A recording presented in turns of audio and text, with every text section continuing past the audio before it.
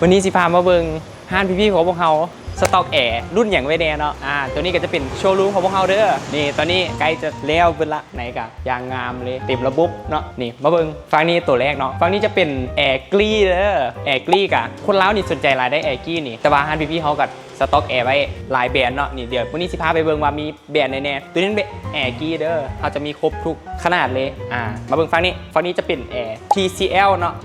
สังเกตว่าที่ผ่านมาเนาะวันที่ผ่านนะวันที่18นี่วันที่18ที่ผ่านมานี่พี่ๆของพวกเขานี่ได้จัดงานร่วมกับแอร์เนาะนี่ตัวนี้ก็จะเป็นแอร์ TCL สต็อกเข้ามาใหม่เลย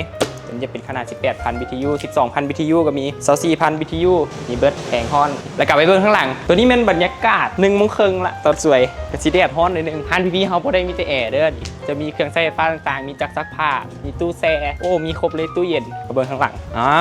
ยางมาปุ๊บเห็นก่อนเลยแอร์กี้เข้ามาไหนอีกนี่เนาะตัวนี้แอร์เมเดียเนาะเปลี่ยนแท้เลยแอร์เขาจะมีหลายประเทศไปเบิ่งเดียวนี่เบิ่งฟังนี้ก่อนตัวนี้เป็นไดกินเด้อแบรนด์แท้จากประเทศไทยแล้วก็จะมีแอร์โอกาเฟนทางในอีกทางในก็จะมี AUS นี่ไปเบิ่งข้างในเนาะจะมีแอร์ AUS เนาะโอเคมาเบิ่งฟังนี่บัดนี้เห็นบ่อยู่ในนี้จะมีเฮาจะสต็อกแอร์ไว้หลายเลยเนาะเพราะว่าเพื่อห้องรับฤดูร้อนที่ใกล้เข้ามานี่เดือน4นี้บอกเลยว่าอากาศโคตรร้อนขนาดตอนนี้ยังร้อนละเดือน4ที่ซ้ำใด AUX ก็มีเมื่อกี้ AUS นี่ AUX ตอนนี้ซอกซัมซุงกันซอกซัมซุงบ่เห็นเห็นแล้ว อยู่นี่ตัวนี้จะเป็นซัมซุงนี่ตัวนี้ก็ไซส์ดีเลยซัมซุงนี่สังเกตเด้อตัวนี้จะเป็นรหัสเครื่องเนาะรหัสเครื่องต้องตรงตามรุ่นของมันแห่งฮอนนี่ซัมซุงนี่จะดีอย่างนึงเนาะเพราะว่าเขาจะมีเบอร์คอลเซ็นเตอร์ให้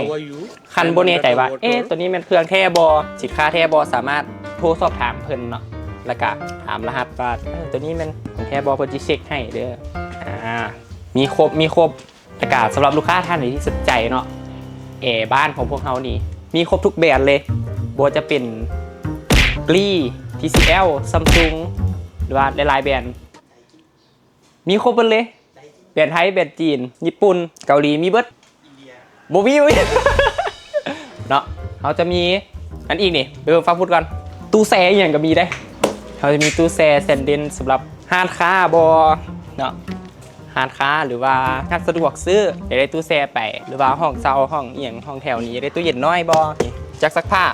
ซัมซุงมีเบิร์ดสำหรับลูกค้าที่สนใจเนาะสามารถติดต่อเข้ามาหาพวกเขาได้เลยเด้อหรือว่าเขาเบิ่งหน้าห้างก็ได้เนาะเขาจะมีสินค้าตัวจริงให้เบิ่งเลยสำหรับตอนนี้ก็บ๊ายบายไปก่อน